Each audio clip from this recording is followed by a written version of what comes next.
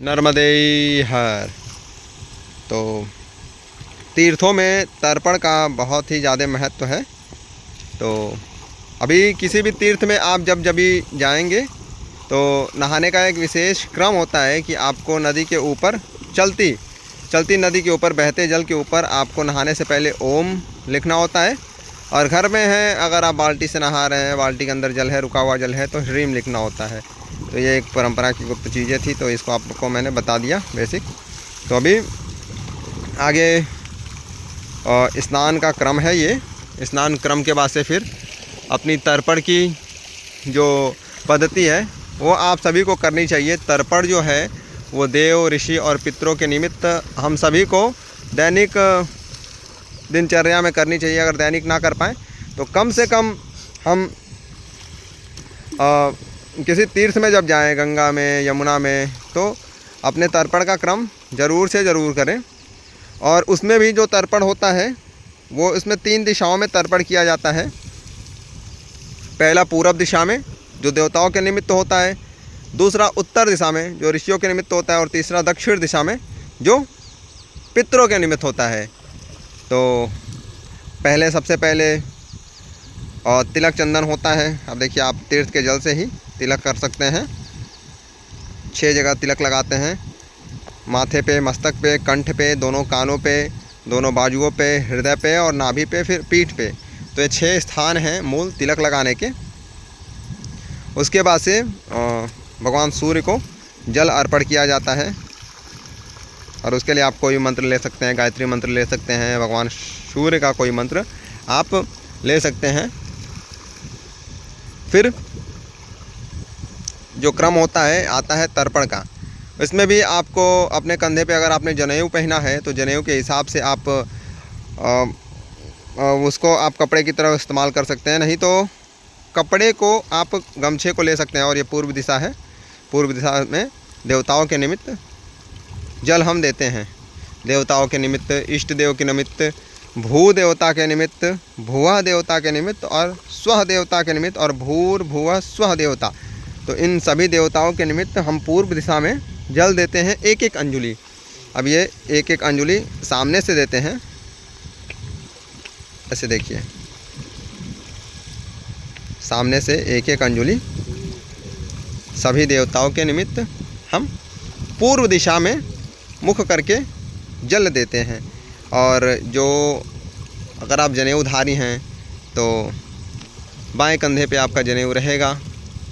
अगर आपका जनेऊ संस्कार नहीं हुआ है तो आप जनेऊ की जगह गमछा रख सकते हैं। ऋषियों के निमित्त जब हम जल देते हैं तो मध्यांजलि से देते हैं, मतलब दोनों अंजलियों के बीच से देते हैं। और जो जनेऊ होता है उसको माले की तरह बीच में कर देते हैं इस तरीके से, और जल 2-2 अंजलि देते हैं। 2-2 अंजलि जल देते हैं। भू ऋषि के लिए, जो धरती पे व्याप्त जितने ऋषिगण हैं, भुवा ऋषि के लिए, स्व ऋषि के लिए और भूर्भुवः स्वः ऋषि के लिए 2-2 अंजलि जल देने का शास्त्रीय विधान है। मध्यांजलि से उत्तर दिशा में। और इस ऋषि परंपरा में ही हमारे गुरु भी आते हैं। तो जो गुरु के लिए भी जो तर्पण किया जाता है, गुरु तत्व होता है, तो जो गुरु तत्व के लिए तर्पण किया जाता है वो भी मध्यांजलि से उत्तर दिशा की तरफ मुख करके मध्यांजलि से 2-2 अंजलि जल देने का विधान है।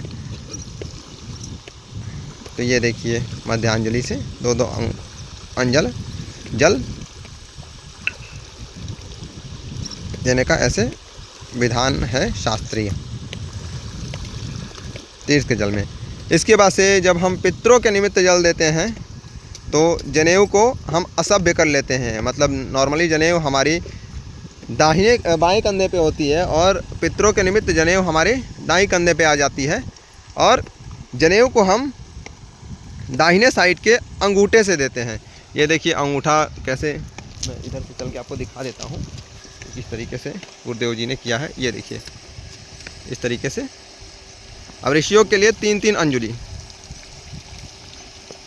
दाएं साइड से, दाएं अंगूठे से आपको ऐसे ऋषियों पितरों के निमित्त जल देने का विधान है शास्त्रीय। और 3-3 अंजलि जल, तो उसमें भी भूपित्र, भुआ पितृ, स्वः पितृ और भूर्भुवः स्वः पितृ। ये उसके बाद से फिर कुछ विशेष इसमें होता है कि अपने गोत्र के हिसाब से अगर माता पिता का आपका देहावसान नहीं हुआ है, माता पिता का शरीर पूरा नहीं हुआ है, तो उसमें वो चीज़ें नहीं होती हैं।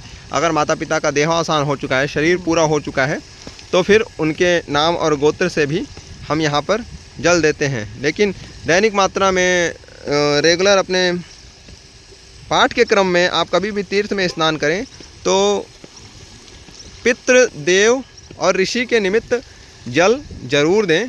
इससे आपके पितृ, देव और ऋषि तृप्त होते हैं और उनका आशीर्वाद आपके ऊपर बना रहता है। इसके बाद से जब पितृ, देव, ऋषि को जल आप दे देते हैं तो फिर इसके बाद से जो अन्य प्राणी हैं, भूत, बेताल, कूष्मांड, भूत, राक्षस, तो इन सब को भी तृप्त करने के लिए हम 1 अंजलि जल देते हैं। और इसके बाद से जिन लोगों की मुक्ति कभी नहीं हुई होती है उसके निमित्त हम जल और तीर्थ से बाहर आके 1 अंजलि जल हम ज़मीन पे देते हैं। तो ये पूरा तर्पण का क्रम रहा। तो ये तर्पण आप ज़रूर जब भी जाइए तो किसी योग्य गुरु से इस तर्पण की विधि पूछ लीजिए। बाकी मैंने आपको बेसिक बता दिया है। तो इस तर्पण को आप देखिए, सीखिए और ज़रूर से ज़रूर किसी भी तीर्थ में जाइए तो ये तर्पण ज़रूर से ज़रूर कीजिए।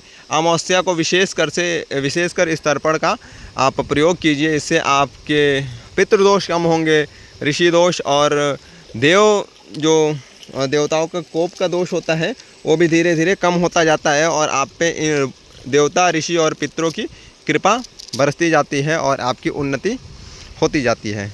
तो ऐसे ही ज्ञान के लिए आप बस वीडियो को पूरा देखिए और बस बने रहिए, ताकि मैया के किनारे बहुत सारी चीज़ें आपको इस तरीके से सीखने को मिल जाएंगी। तो तब तक के लिए नर्मदे हर, मिलते हैं अगले वीडियो में।